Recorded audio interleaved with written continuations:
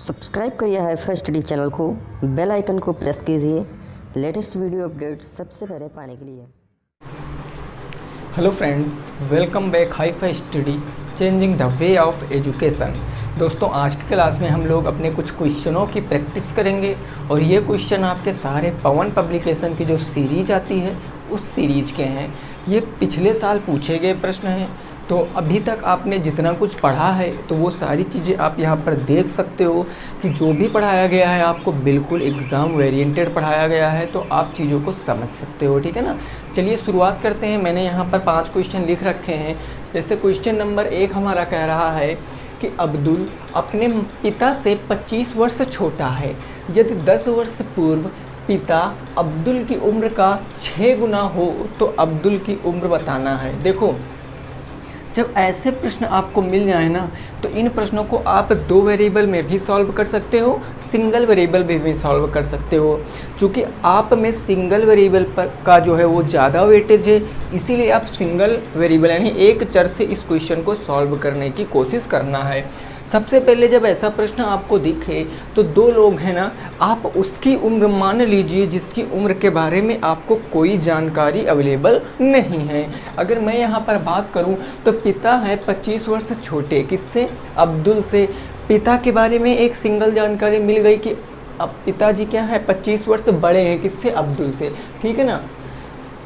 और उसके बाद कह रहा 10 वर्ष पूर्व अब्दुल की उम्र का 6 गुना, यानी अब्दुल की उम्र के बारे में कोई जानकारी नहीं है, तो हम मान सकते हैं माना अब्दुल की उम्र क्या हो जाएगी 100 वर्ष। हमने ये मान लिया माना अब्दुल की उम्र क्या है 100 वर्ष है। अब अगर अब्दुल की उम्र हमने मान लिया है तो जाहिर सी बात है कि अब्दुल अपने पिता से 25 वर्ष क्या है छोटा है। अगर ये 25 वर्ष छोटा है तो हमें बताओ क्या पिताजी 25 वर्ष बड़े होंगे? क्लियर सी बात है। तो हम पिताजी की उम्र भी यहाँ से लिख सकते हैं। भाई पिता की उम्र क्या हो जाएगी? अब्दुल 25 वर्ष छोटे हैं तो जाहिर सी बात है पिताजी x + 25 वर्ष के हो जाएंगे। बात बिल्कुल क्लियर है सर, कोई दिक्कत परेशानी नहीं है। अब कह रहा है कि 10 वर्ष पूर्व, हमने आपको कई बार बताया कि जब भी इस तरीके के क्वेश्चन में पूर्व की बात करें, पास्ट की बात करें, तो हमेशा जितने साल पास्ट की बात करेगा उतना हम सब्ट्रैक्ट करेंगे दोनों से। अगर हम अब्दुल की उम्र की बात करें तो अब्दुल की उम्र क्या हो जाएगी 10 वर्ष पूर्व, x - 10 वर्ष होगी कि नहीं होगी? अरे बोलो, होगी ना। और इनकी क्या हो जाएगी? इनकी x + 25 थी पिताजी की, और इनका भी माइनस का 10 हो जाएगा। लेकिन क्वेश्चन क्या कह रहा है कि कितने गुना है? 6 गुना। और इन दोनों को हमको बराबर दिखाना है, तभी हम चर का मान निकाल पाएंगे। तो हम इसमें क्या कर देंगे 6 गुना, क्योंकि इनकी 6 गुना थी तो इनकी ना करके हमने इनकी कर दिया, तो दोनों इक्वल हो गए। अब हम यहाँ से x का मान इजीली फाइंड आउट कर सकते हैं। ये हो जाएगा 6x माइनस में 10 छक्के कितना हो जाएगा भैया? 60 हो जाएगा, बराबर ये बच गया x प्लस में 15। बोलो बात क्लियर? बिल्कुल क्लियर हो गई होगी। x इधर ले आओगे तो माइनस में, यानी 6x माइनस के x = उधर 15 था और माइनस के 60 मेरा भाई उधर जाएगा तो प्लस के 60 हो जाएगा। यहाँ कितना बचा? 5x बचा। 15 और 60 कितना हो गया? 75 हो गया। तो x की वैल्यू मैं आपसे पूछूं कितना आएगी? 15 आ जाएगी।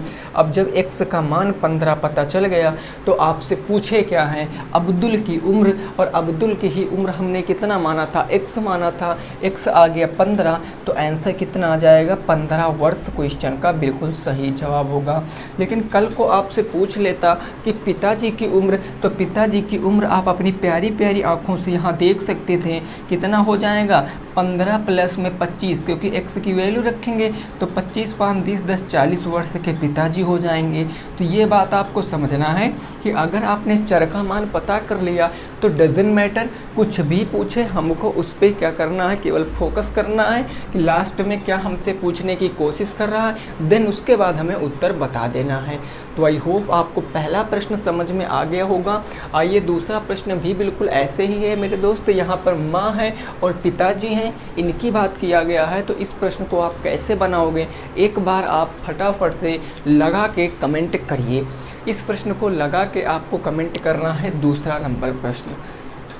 पढ़ो क्वेश्चन को पहले, उसके बाद आप क्वेश्चन को सॉल्व करने की कोशिश करो, ठीक है ना।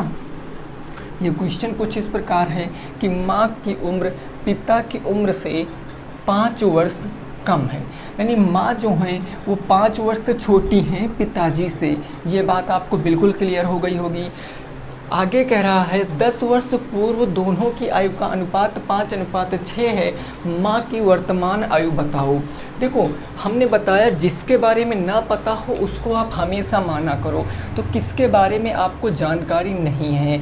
हमें जानकारी ये नहीं है कि माँ की उम्र पिता की उम्र से 5 वर्ष कम है, मतलब माँ के बारे में जानकारी है। तो क्या मैं पिता की उम्र को x मान सकता हूँ? डेफिनेटली मान सकता हूँ। तो मैंने कहा मेरे भाई हमने पिता की उम्र को कितना मान लिया? पिता की उम्र को हमने x वर्ष मान लिया। अगर पिताजी x वर्ष के हैं तो जो माताजी हैं वो कितने वर्ष की हो जाएंगी? क्योंकि माताजी क्या हैं, पिता से 5 वर्ष कम है। तो क्या माताजी x - 5 वर्ष नहीं होंगी? बोलो ज़रा, होंगी ना मेरे दोस्त? बस अब कह रहा है कितने वर्ष पूर्व? 10 वर्ष पूर्व। अब जब 10 वर्ष पूर्व की बात करेगा तो पूर्व का मतलब सब्ट्रैक्ट कर देंगे, यानी 10 वर्ष पूर्व अगर मैं इनकी आयु दोनों की पूछूं, 10 वर्ष पूर्व अगर मैं दोनों की आयु पूछूं तो इनकी पिताजी की आयु x - 10 हो जाएगी और माताजी की आयु कितनी हो जाएगी? x - 10 - 10 हो जाएगी। होगी कि नहीं होगी? तो ये माइनस और माइनस क्या हो जाएगा? प्लस, यानी कि ये डायरेक्ट हम यहाँ माइनस के कितना लिख सकते हैं? 15 लिख सकते हैं। हमने माइनस से कितना लिख दिया? 15 लिख दिया। और इनका अनुपात दिया गया है, कितना दिया गया है? 5:6। तो ये भी अनुपात में व्यक्त कर लिया हमने, ये भी अनुपात में व्यक्त कर लिया। क्रॉस मल्टीप्लाई करा लो क्योंकि ऐसा क्वेश्चन आपने सॉल्व कर रखा है। तो ये हो जाएगा 6x माइनस में 10 छक्के 60 = ये हो जाएगा 5x और माइनस का 15 पछे कितना होता है? 75 होता है। कोई बड़ी बात नहीं है। यहाँ से अगर मैं अब सॉल्व करने जाऊँगा तो हम 5x को इधर ले आएंगे, ये हो जाएगा माइनस में, है ना। 6x उधर जाएगा तो ये कितना हो जाएगा? माइनस में। यहाँ पर क्या अभी 5x ले आएंगे तो माइनस में 6x बच जाएगा। ठीक है, यहाँ पर कुछ गड़बड़ हो रहा है मेरे दोस्त, माइनस में उत्तर आ रहा है क्योंकि हमने गलती क्या की है, हमें किसका दिया गया है? दोनों की वर्तमान आयु का अनुपात 5:6 दिया गया। ठीक है, हमने ये जो लिखा है x - 10 x - 15, हमने पिता और माता की उम्र का अनुपात लिखा, लेकिन जिक्र यहाँ पर पहले माता की उम्र का किया गया है। तो इतना आपको ज़रूर याद रखना है, यानी जो 5/6 लिखे हो इसको आप 5/6 ना लिखकर 6/5 लिखोगे। ऐसा क्यों? या फिर आप इसको उल्टा कर लेते या फिर उसको, क्योंकि पहले किसकी बात की गई है? माता की, तो माँ को हम पहले रखेंगे। अब इसको देखो, ये हो जाएगा 5x माइनस के 50 बराबर के हो जाएगा 6x और माइनस के 15 छक्का कितना हो जाएगा? 90 हो जाएगा। अब आ जाएगा, इधर ले आओगे तो ये हो जाएगा 5x माइनस के 6x बराबर के माइनस के 90, माइनस का उधर जाएगा तो प्लस में 50 हो जाएगा। यानी यहाँ कितना बच गया? माइनस के x बराबर ये कितना बच गया? प्लस 50 और माइनस का 90, माइनस के 40, माइनस से माइनस कैंसिल, x बराबर कितना आ गया? 40। और आपसे पूछा क्या गया था? आपसे पूछा क्या गया था कि माँ की वर्तमान आयु बताओ। माँ की वर्तमान आयु बताना है ना, तो माँ की वर्तमान आयु क्या है? x - 5। तो यहाँ पर आप माँ की वर्तमान आयु बताओगे तो 40 माइनस के 5 यानी कितना आ जाएगा? 35 ईयर आ जाएगा, 45 साल आ जाएगा, 35 साल आ जाएगा क्वेश्चन का सही जवाब। यानी भाई 40 आ गया। 40 है कितने वर्ष बाद? 5 वर्ष, यानी पिताजी से 5 वर्ष बड़ी है ना, तो ये तो पिताजी की आ गई 40 वर्ष। माता की बताना था तो 5 घटा दिया तो माताजी की आ गई 35 वर्ष। नोट कर लीजिए। नेक्स्ट पहुंचते हैं क्वेश्चन नंबर 3 पर, है ना। प्रश्न संख्या 3 पर पहुंचते हैं। क्या कहा है क्वेश्चन नंबर 3? ज़रा उसको पढ़िए और लगाने की कोशिश करिए क्वेश्चन नंबर 3 को। ठीक, चलिए नेक्स्ट क्वेश्चन नंबर 3। और क्वेश्चन नंबर 3 बढ़िया प्रश्न है। लॉजिक आपको समझना है क्वेश्चन नंबर 3 में, बाकी कुछ नहीं है। अगर लॉजिक समझ गए तो फिर क्वेश्चन को उड़ा दोगे। क्वेश्चन नंबर 3 है कि एक घन का आयतन 81√3 सेंटीमीटर क्यूब है, तो आपसे पूछा है वक्र पृष्ठ का क्षेत्रफल। वक्र पृष्ठ का क्षेत्रफल आपसे पूछे है तो आप यहाँ से कैसे लगाओगे। अगर मैं क्वेश्चन नंबर 3 की बात करता हूँ मेरे दोस्त, तो हमें घन का आयतन दिया गया है और चूंकि हम अच्छी तरीके से वाकिफ़ हैं कि घन का वॉल्यूम क्या होता है, आयतन क्या होता है घन का, आयतन भाई घन का क्या होता है, तो आप कहोगे सर घन का आयतन होता है a क्यूब। यानी ये जो a क्यूब है यही किसके बराबर होगा, 81√3 के क्या बराबर होगा कि नहीं होगा, a√3 81√3 के बराबर। अगर मैं यहाँ से a की वैल्यू निकालूँ तो ये स्क्वायर क्यूब जाएगा, उधर क्यूब रूट में बदल जाएगा, यानी 81√3 हो जाएगा। कोई दिक्कत नहीं है। अब थोड़ा सा दिमाग लगाना है, यहाँ कैसे तोड़ो कि आपका सही आ जाए। तो मैं कहता हूँ यार, मैं इसको ऐसे नहीं कह सकता हूँ। आप देखो भाई 81 को मैं ये भी तो कह सकता हूँ 27 × 3 × √3। अगर मैं इतने को इतना लिख दूँ तब भी का कोई प्रॉब्लम है। 27 यहाँ 81 ही तो होता है और 27 का 3 अब हमारा बाहर आ जाएगा। 3 को हम क्या कह सकते हैं, क्या मैं 3 को √3 नहीं कह सकता हूँ, √3 × √3 और √3 तो पहले से था ही, क्योंकि √3 का गुणा कराओगे तो 3 ही आएगा। अब देखो तिरिक बन गया तो अब ये बाहर आ जाएगा, यानी 27 का मतलब 3√3 सेंटीमीटर।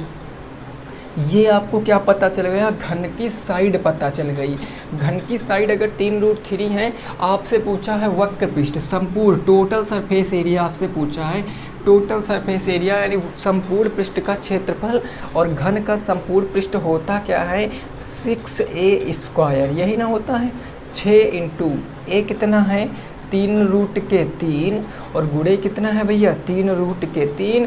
जब सॉल्व करोगे 6 × 18 × 54 और 54 × 5 × 15 4 × 12 165 सेंटीमीटर स्क्वायर। क्वेश्चन का क्या होगा, सही जवाब होगा 162 सेंटीमीटर स्क्वायर। इस क्वेश्चन का क्या हो जाएगा, बिल्कुल करेक्ट जवाब हो जाएगा। बात को समझे कि नहीं समझे, आपको यहाँ पर बस समझना था मेन। यहाँ पर भाई यहाँ पर हम इसका क्या कर सकते थे, 81 को हम 9 का स्क्वायर भी कह सकते थे, बट हमें क्यूब चाहिए, क्यूब रूट है ना, तो क्यूब रूट मतलब 3 के पेयर बने तो 27 हो गया। 3 बचा था, 3 को √3 कह दिया, √3 से एक 3 बाहर आ गया, 27 से 3 बाहर, ठीक है ना। चलिए नेक्स्ट क्वेश्चन नंबर 4, प्रश्न संख्या 4 क्या है, आसान प्रश्न है 4 नंबर, उसको आप लगाने की कोशिश करो। क्वेश्चन नंबर 4 क्या है, उसको ज़रा आप लगाने की कोशिश करिए फटाफट तरीके से। ये क्वेश्चन है x-4 x+7 के गुणनखंड करो। आसान प्रश्न है, ऐसे प्रश्न मैंने काफ़ी आपको कराए हैं। क्या है x-4 और एक क्या है आपका x+7 इसके गुणनखंड करने हैं। 2 ब्रैकेट हैं, बीच में कोई चिन्ह नहीं, मतलब पहले इसका इससे गुणा फिर इसका इससे गुणा कराओ। x और x मिलकर x², x का गुणा 7 से कराओगे प्लस के 7x, x का काम खत्म। 4 का इससे कराओ, देन 4 का इससे कराओ, माइनस का क्या हो जाएगा 4x प्लस के 7 चौके कितना हो जाएगा 28 हो जाएगा। कोई दिक्कत नहीं है सर। अगर मैं यहाँ पर देखूँ ये सजाती पद हैं, ये घट जाएंगे ना, तो ये हो जाएगा x² प्लस में 7x माइनस के 4x 4 3 7 3x प्लस में 28 आपके क्वेश्चन का उत्तर है। x² प्लस के 3x प्लस के 28 आपके क्वेश्चन का क्या हो जाएगा, बिल्कुल सही जवाब हो जाएगा। ये बात आपकी समझ में आ गई होगी, कोई दम नहीं था क्वेश्चन में। आइए आगे पहुंचते हैं क्वेश्चन नंबर 5 पर। प्रश्न संख्या 5 देखते हैं क्या है और उसको समझने की हम लोग कोशिश करेंगे। क्वेश्चन नंबर 5 को ये कह रहा है कि 3, 5, x 9, 11 का जो माध्य है वो 7 है। देन आपसे पूछा है कि x की वैल्यू क्या होगी। माध्य बराबर होता क्या है, कोई हमें बता सकता है? अभी इससे पहले आपने यही चैप्टर पढ़ा है। माध्य बराबर होता है कुल पदों का योग बटे कुल पदों की संख्या। कुल पदों का योग एंड होता है कुल पदों की संख्या, यही होता है। अब देखो इस फार्मूले में सेट कर दो ना, तो उत्तर आप ना निकाल सकते हो तुरंत। माध्य कितना दिया गया है 7, हमने रख दिया माध्य 7। पदों का योग यानी 3 + 5 + x, तो इनको जब जोड़ोगे 11 9 कितना हो गया 20, 20 5 25, 25 3 28, यानी ये हो जाएगा 28 और प्लस में क्या हो जाएगा x हो जाएगा, बटे पदों की संख्या कितने पद हैं 1 2 3 4 5, 5 पद है ना, तो 5 हमारा नीचे आ जाएगा, 5 बटे से इधर गुणे में जाएगा, 7 × 5 = 28 प्लस में x, यानी ये 7 पंजे 35 और x का मान निकालना, 28 को इधर भेज देंगे माइनस में बराबर x, तो 28 2 30 5 35 7 आ जाएगा, x का मान कितना आ जाएगा 7 आ जाएगा, x का मान 7 आ जाएगा। 28 2 30 5 35, 35 को 5 से भाग करोगे तो 7 ही आ जाएगा। उत्तर आपका बिल्कुल करेक्ट है, यानी x की वैल्यू कितनी आ गई 7 आ गई, 7 इज़ द राइट आंसर। 7 क्या हो जाएगा, इस प्रश्न का जवाब हो जाएगा। नोट कर लो मेरे दोस्त। नेक्स्ट पे पहुंचते हैं, अपना अगले नंबर प्रश्न पे क्या कह रहा है उसको भी हम समझने की कोशिश करेंगे, ठीक है ना। यहाँ तक बात बिल्कुल क्लियर है, कोई दिक्कत तो नहीं भाई किसी भी साथी को। आगे पहुँचते हैं नेक्स्ट प्रश्न पे, है ना। नेक्स्ट क्वेश्चन क्या है उसको भी हम ज़रा समझेंगे। अगला 5 नंबर प्रश्न हो गया, कोई दिक्कत नहीं होगी किसी भी साथी को। अब आगे देखो क्या क्वेश्चन कह रहा है उसको भी आप समझो। क्वेश्चन नंबर 6, ये क्वेश्चन कह रहा है आपसे, ज़रा बातों को समझना। ये कह रहा है 2x² और प्लस में आपका क्या है भाई x है, प्लस क्या है 1/8 बराबर के 0 के शून्यक ज्ञात करो। इसके शून्यक आपसे ज्ञात करने हैं, शून्यक ज्ञात करो। अब इस प्रश्न को आप लगाओ, कौन कौन लगा सकता है इस प्रश्न को, फटाफट तरीके से लगा के उत्तर आपको बताना है ना। जल्दी से आप भाई इस प्रश्न को लगा के और उत्तर बताओ क्या हो जाएगा। चलिए इस प्रश्न को हम देखते हैं ना। देखो यहाँ पर आपको करना क्या है, कुछ करना नहीं है, आप हर बराबर करो। यहाँ इसके नीचे बटे 1 मानोगे, इसके नीचे बटे 1। 8 बनाने के लिए 8 से नीचे गुणा कराओगे, 8 से ऊपर, 8 से नीचे कराओगे तो 8 से क्या हो जाएगा ऊपर। अब हर बराबर यानी 8 दूनी 16x² हो जाएगा, बटे में 8 हो जाएगा, प्लस में 8x हो जाएगा और बटे में 8 हो जाएगा, प्लस में 1/8 हो जाएगा, बराबर में 0। अब देखो हर बराबर हैं, हर बराबर हैं, एक हर लेके उधर भेज दोगे तो ये डायरेक्ट पूरा आप 0 नहीं कह सकते हो, क्योंकि 8 0 0 ही तो हो जाएगा। अब आपका देखो क्वेश्चन कितना आसान बन गया, ऐसा क्वेश्चन आपने कर रखा है। अब यहाँ देखो 16x² हमारा एज इट इज़ रहेगा, प्लस 16 एकम 16 को हम कह सकते हैं 4x, प्लस में 4x, प्लस में 1 बराबर के 0। 2 के पेयर बना के जब आप कॉमन लेने जाओगे तो यहाँ कॉमन मिल जाएगा 4x, 4 चौके 16 यानी 4x प्लस में 1, यहाँ कॉमन प्लस में 1 मिल रहा, 4x प्लस के 1 बराबर 0। यहाँ मैं बात कर देता हूँ आपसे, तो ये हो जाएगा 4x प्लस 1 एक ब्रैकेट में और अगले ब्रैकेट में भी 4x प्लस के 1 बराबर 0।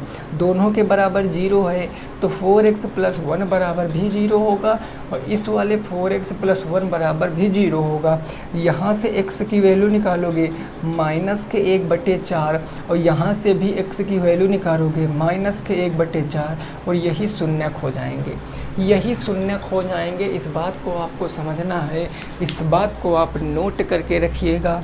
ये बहुत इम्पोर्टेंट बात है कि यहाँ से x के शून्यक क्या निकलेंगे, ठीक है ना। यहाँ से x के शून्यक क्या निकलेंगे ये बात आप समझ गए होंगे। आइए आगे पहुँचते हैं अगले नंबर प्रश्न पर, और अगला प्रश्न क्या है उसको भी ज़रा हम समझते हैं, ठीक है ना। कोई दिक्कत नहीं मेरे दोस्त, समझ गए हो आप, ओके। नेक्स्ट क्वेश्चन नंबर हमारा होगा 7।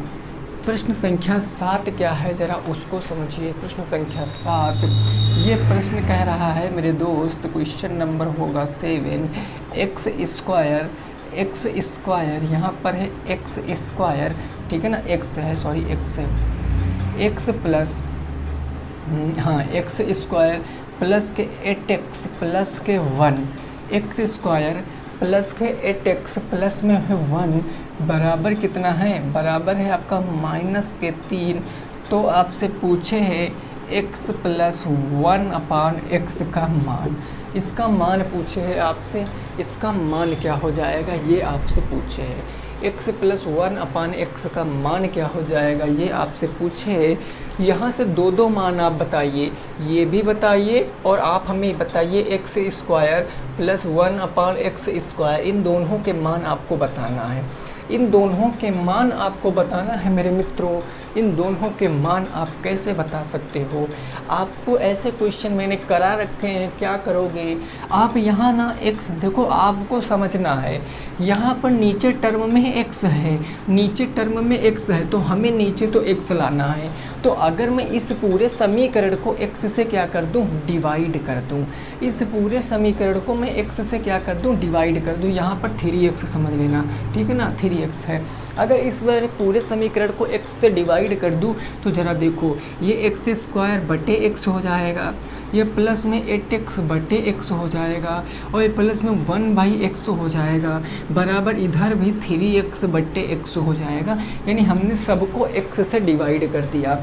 ये एक x से एक x ख़त्म, यानी यहाँ x आ गया, x से x ख़त्म, प्लस के 8 आ गया और प्लस के या क्या बच गया, 1/x बच गया, बराबर x से x ख़त्म, माइनस के कितना बच गया, 3 बच गया।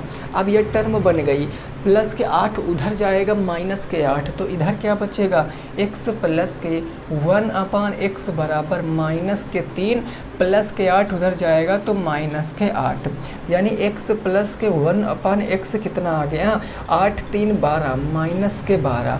एक उत्तर तो आपको मिल गया, एक उत्तर मिल गया आपको। देखो सर, एक उत्तर मिल गया, लेकिन अब आपको इसका भी मान बताना है। तो इसका मान बताने के लिए हमने बताया था आपको क्या करना है, इसका वर्ग कर दो। अगर मैं इसका वर्ग करूँगा, x प्लस 1 अपान एक्स का मैं होल स्क्वायर कर दूँ तो निकल कर आ जाएगा एक्स स्क्वायर प्लस 1 अपान एक्स स्क्वायर, प्लस के क्या होता है 2x इंटू के 1 अपान एक्स। भाई A square plus B square plus 2ab, X से एक्स, जय श्री राम, ये ख़त्म हो गया। इसका मान रखोगे माइनस के 12। अगर मैं यहाँ माइनस के 12 रख दूँ, इसका वर्ग कर दूँ, ये बच जाएगा एक्स स्क्वायर प्लस के 1 अपान एक्स स्क्वायर प्लस के 2, क्योंकि एक्स से एक्स ख़त्म, माइनस 12 का स्क्वायर होता है 144, प्लस के 2 इधर आ जाएगा, माइनस के 2, बचा क्या, एक्स स्क्वायर प्लस 1 अपान एक्स स्क्वायर। 144 से 2 जाएगा, 4 में से 2 गया तो कितना बचा, 4 में से 2 गया तो 2 बचा, यहाँ बचा आपका 4, यहाँ बचा 1। आंसर कितना आएगा, 142 will be the right answer in this question. 142 हो जाएगा दिए गए प्रश्न का जवाब, जो कि बिल्कुल सही है। तो जिनका भी ये उत्तर आ रहा था, अपने आप में वो योद्धा हैं भाई साहब, वो महान हैं, उनका उत्तर आ चुका है। आइए अगले प्रश्न पे पहुंचते हैं। अगला प्रश्न क्या है उसको भी हम समझने की कोशिश करेंगे, ठीक है ना। अगला प्रश्न देखिए क्या है, वो क्या कह रहा है, क्वेश्चन नंबर 8, प्रश्न संख्या नंबर 8 को समझने का प्रयास करेंगे। देखिए ये सब प्रश्न जो हैं सब मैंने आपको पढ़ा रखे हैं मेरे दोस्त। अगर आप ना, आपको मैथ में लग रहा है कि हमारा स्कोर नहीं बन पा रहा है, तो आप सेकेंड सेमेस्टर की जितनी भी 2022 की क्लासें हैं सारी देख डालो, एक तरफ से देख डालो। मैं कहता हूँ सारे के सारे नंबर बन जाएंगे आपके। अब क्वेश्चन नंबर 8 क्या कह रहा है, ये कह रहा है एक वर्गाकार खेत की भुजा, एक वर्गाकार खेत की भुजा, वर्गाकार खेत की भुजा आपको दिया गया है। खेत की भुजा कितनी है, ये है 3x प्लस के 17, ये कितना है 3x प्लस के 17 मीटर है, मीटर है।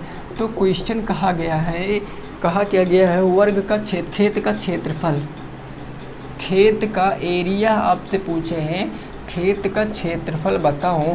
कंडीशन दी गई है x बराबर माइनस के 3, ये कंडीशन आपको दे दी गई कि x की वैल्यू -3 है। लगाओ इस प्रश्न को, इस प्रश्न को लगाओ, मार्कर चेंज कर लेते हैं ताकि आप लोगों को दिखे, ठीक है ना। इस प्रश्न को लगाओ।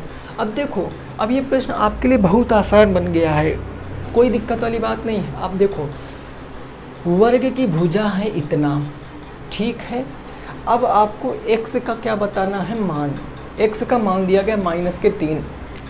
अगर मेरे दोस्त मैं कह दूं ये जो 3x प्लस के क्या है 17, इसमें x का मान में -3 रख दूं तो हमें पता चल जाएगा साइड कितनी है। आप कहोगे हाँ जी, तो 3 गुणे -3 प्लस में हो जाएगा 17। यानी अब यहाँ से मैं कह दूं 3 3 9 -9 प्लस के 17, तो ये कितना हो जाएगा 9 9 18 9 8 17, यानी 8 हो जाएगा। यानी ये 8 क्या आ गई, ये एक्चुअल में खेत की भुजा आ गई। अब अगर खेत की भुजा 8 है, आपसे पूछा है खेत का क्षेत्रफल, खेत कैसा है, खेत आपका स्क्वायर फॉर्म में है यानी वर्गाकार है, और वर्ग का क्षेत्रफल होता है ए स्क्वायर। ए मतलब 8 का स्क्वायर, 8 का स्क्वायर का मतलब 64 सेंटीमीटर स्क्वायर, सॉरी मीटर है ना, तो 64 मीटर स्क्वायर इस क्वेश्चन का राइट जवाब है, 64 मीटर स्क्वायर। अगर आप इसको नहीं ऐसे करना चाहते हो तो आप इसको एक तरीके से और भी कर सकते हो। आप डायरेक्ट ये लिख दो, आपने लिखा कि 3x प्लस के कितना है 70, यही है ना, यही तो है मेरे दोस्त 3x प्लस के 17 ना। जब इसका आप वर्ग करोगे तो ये बन जाएगा ए स्क्वायर मतलब 9x square plus B square 17 का स्क्वायर प्लस 2ab, ऐसे करके भी x का मान निकाल सकते थे, लेकिन आप पहले x का मान निकालो फिर आप यहाँ पर रख दो, उत्तर आ जाएगा। तो इतना हमें करने की क्या ज़रूरत है भाई साहब, है ना, इतना हम नहीं करेंगे क्योंकि हमें क्वेश्चन को सही मेथड से लगाना है और टाइम बचा के लगाना है, ठीक ना मेरे भाई। नोट करो, आगे पहुंचते हैं, इस प्रश्न को नोट करो, फिर आगे पहुंचते हैं, देखते हैं अगला प्रश्न क्या है, और उस प्रश्न को भी हम समझने की क्या करेंगे मेरे दोस्त, कोशिश करेंगे अगले प्रश्न को। यहाँ तक बात बिल्कुल क्लियर हो गई होगी, कोई दिक्कत नहीं है। देखो अगला प्रश्न क्या है उस समझो। क्वेश्चन नंबर 9, प्रश्न संख्या 9 जो है आपका मेंसुरेशन से है। ये क्या है, अगर आपके पास ना पावन पब्लिकेशन की सीरीज है तो आप उसमें इन सारे प्रश्नों को देख सकते हो, नहीं है तो आप इनसे नोट भी कर सकते हो क्योंकि मैं तो सारे क्वेश्चन आपको कराने वाला हूँ। क्वेश्चन नंबर 9 क्या है इसको ज़रा समझो। ये प्रश्न कह रहा है कि एक घनाकार टुकड़े का आयतन, एक घनाकार घन के आकार का ना, एक घनाकार टुकड़े का आयतन, घनाकार टुकड़े का वॉल्यूम दिया है, आयतन कितना दिया है 264 सेंटीमीटर क्यूब है। अब कहा गया है यदि टुकड़ा 8 सेंटीमीटर लंबा 6 सेंटीमीटर चौड़ा हो तो ऊंचाई ज्ञात करो। यदि टुकड़ा क्या है 8 सेंटीमीटर लंबा 6 सेंटीमीटर चौड़ा, 8 सेंटीमीटर लंबा है, 8 सेंटीमीटर लंबा 6 सेंटीमीटर चौड़ा, 6 सेंटीमीटर क्या हो गया चौड़ा, तो पूछा है टुकड़े की ऊंचाई आपको बताना है, टुकड़े की हाइट बताना है, ऊंचाई ज्ञात करो। और ये जो प्रश्न है 2019 का क्वेश्चन है, 2019 का। अब देखो घनाकार का मतलब घन, देखो यहाँ पर एक थोड़ी सी मिस्टेक है क्वेश्चन की लैंग्वेज में, शायद जहाँ तक हमें लग रहा है, क्योंकि जब घन के आकार का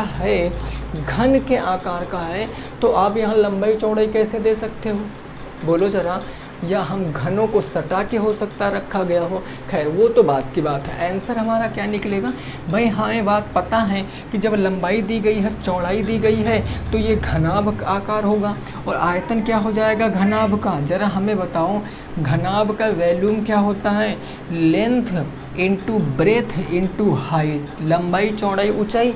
आयतन दे रखा है कितना है 264, लंबाई कितनी दी है 8, चौड़ाई 6, हाइट आप यहाँ से निकाल लो, 8 से काटो 8 त्रिक 24, कितना बच गया 25 26 2 बच गया 24 हो गया ना, 24, 8 त्रिक कितना हो गया 24 हो गया, 6 इधर ले आओगे तो बट्टे में बराबर हाइट काटोगे तो 6 पंजे 30, 6 पंजे 30, 5.5 यानी हाइट कितना आ गया 5.5 centimetre will be the right answer in this question. कितना उत्तर आएगा? 5.5 आ जाएगा इस प्रश्न का सही जवाब। 5.5 आ जाएगा इस क्वेश्चन का सही जवाब। बात समझ में आई कि नहीं आई? बोलो भैया, बात समझ में आ गई है तो बताओ हमें। चलिए आगे पहुंचते हैं अगले प्रश्न पे। अगला प्रश्न क्या है उसको अभी समझेंगे। लास्ट क्वेश्चन आज की क्लास का, क्वेश्चन नंबर 10, और वो होगा सबसे मस्त क्वेश्चन आज की क्लास का, ठीक है ना। Question number 10। यहाँ तक बात बिल्कुल क्लियर ना? कोई दिक्कत नहीं है? कमेंट करके दोस्तों पूछ लिया करो अगर कोई दिक्कत हुआ करे। क्वेश्चन नंबर 10 है कि यदि ए बी बराबर 5, ए बी बराबर 5, ए माइनस बी बराबर आपको दिया गया है 4, तो आपसे पूछा क्या है? आपसे पूछा है ए क्यूब प्लस बी क्यूब का मान। ए क्यूब प्लस बी क्यूब का मान आपसे पूछे हैं, और ये क्वेश्चन 2019 का है। 2019 का ये क्वेश्चन है, मोस्ट इम्पॉर्टेंट क्वेश्चन है। और ये क्वेश्चन मैंने पहले भी कराया है जब अलजेब्रा पढ़ाया था। तो इस क्वेश्चन को आप करके बताओ, इस क्वेश्चन को आप करके बताओ भाई, क्या हो जाएगा? इस क्वेश्चन को करके आपको बताना है, ठीक है ना। चलो भाई, अब मैं बात करता हूँ इस क्वेश्चन की। तो इस क्वेश्चन में आप यहाँ पर एक बात देखो, आप a माइनस बी से ए क्यूब प्लस बी क्यूब पे ऐसे डायरेक्ट तो नहीं पहुँच सकते हो, तो कैसे पहुँचोगे? मैंने कहा ज़रा हमें रुको, ये ए बी बराबर जो 5 दिया है इसको हम समीकरण नंबर 1 मान लेते हैं, और ये जो a माइनस के b बराबर के 4 दिया है इसको समीकरण नंबर 2 मान लेते हैं। अब मैं यहाँ से क्या करता हूँ? एक चर का मान निकालता हूँ। अगर मैं यहाँ से इस समीकरण से चलूँ तो a बराबर क्या मैं इसको 4 प्लस में b नहीं कह सकता हूँ? बोलो, बिल्कुल कह सकता हूँ। मैं a बराबर 4 प्लस में b नहीं कह सकता हूँ? डेफिनेटली कह सकता हूँ। समीकरण 3 हो गया। अब हम इसका मान समीकरण 1 में रख दें। हम यहाँ पर लिख सकते हैं कि समीकरण 3 का मान समीकरण किस में रखने पर? 1 में प्रतिस्थापित करने पर, 1 में रखने पर। और समीकरण 1 हमारा है क्या कि ए बी बराबर 5, ए बी बराबर 5, ए बराबर रखना है 4 प्लस के बी, ये हो जाएगा 4 प्लस के बी, और देन हो जाएगा b बराबर के 5। अब यहाँ पर आपकी द्विघात समीकरण बनेगा, तो ये बन जाएगा 4b और प्लस में बन जाएगा b स्क्वायर बराबर में 5। अब यहाँ से आप b की वैल्यू आराम से निकाल सकते हो।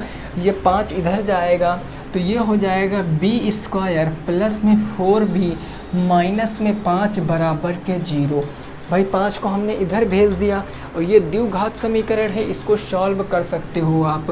कैसे सॉल्व करोगे भाई? यहाँ 4 लाना है, बन गया भैया b स्क्वायर प्लस के 5b माइनस के b माइनस के 5 बराबर 0। 5 एकम 5, ये इधर कॉमन b ले लिया तो ये बन गया b प्लस में 5 माइनस के 1 b प्लस में 5 बराबर 0। b प्लस में 5 दोनों में कॉमन है भैया, कर लिया।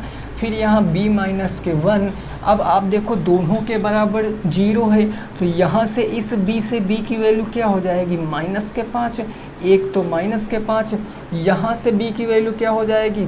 प्लस के 1। अब माइनस में आपको लेना नहीं है, b की वैल्यू आपको पता चल गई कितनी है? 1 है। तो क्या a की वैल्यू पता हो जाएगी? बिल्कुल। समीकरण 3 को ज़रा अपनी प्यारी आँखों से देखो, ये लिखा है 4 प्लस में b। अगर b बराबर आप 1 रख देते हो तो a बराबर क्या आएगा? 4 प्लस 1, a बराबर 5 आ जाएगा। अब जब a का और b का मान ये नहीं लेना है, ये क्यों नहीं लेना? ये निगेटिव है, ऋणात्मक है। स्क्वायर पूछता तो ले लेते, क्यूब पूछे है, क्यूब ऋणात्मक संख्या का ऋणात्मक ही होता है। तो यहाँ पर a बराबर 5, b बराबर 1। देखो क्या उत्तर बताओ, a की वैल्यू कितनी आई है? a की वैल्यू आई है 5, तो ये हो जाएगा 5 का क्यूब, प्लस b की वैल्यू कितनी आई है? 1, तो 1 का क्यूब।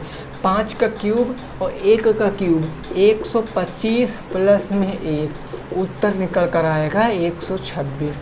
126 क्वेश्चन का सही जवाब होगा। इस बात को आप समझ चुके होंगे। तो दोस्तों आज की क्लास में हमने टोटल 10 क्वेश्चनों को डिस्कस किए हैं।